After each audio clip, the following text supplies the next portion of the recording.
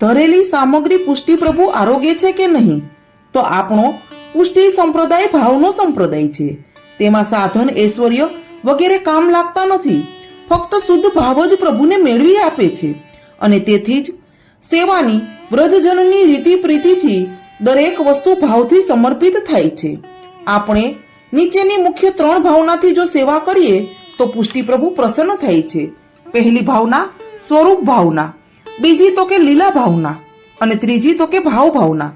જગતના કણ કણમાં રહેલા પ્રભુ તેમના ચિત્રજી અથવા મૂર્તિ સ્વરૂપમાં રહેલા છે. તેવા દ્રઢ વિશ્વાસથી જો સેવા થાય તો તે જરૂર ફળરૂપ નીવડે છે. માતા પોતાના બાળકને વાત્સલ્ય ભાવથી સવાર સાંજ સુધી સેવા કરીને ખુશ રાખે છે. પત્ની પોતાના પતિને માધુર્ય ભાવથી સેવા કરીને ખુશ રાખે છે.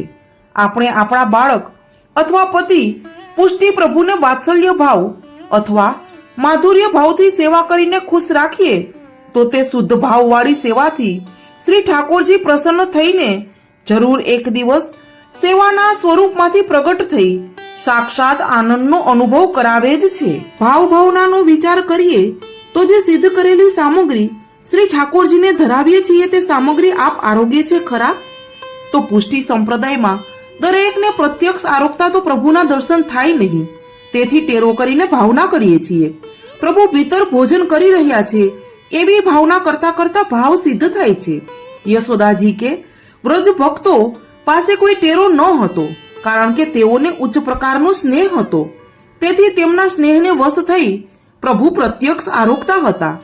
આપણે પણ આવી સ્થિતિએ પહોંચીએ તો ટેરાની જરૂર રહેતી નથી. સામગ્રીઓ ભાવાત્મક છે.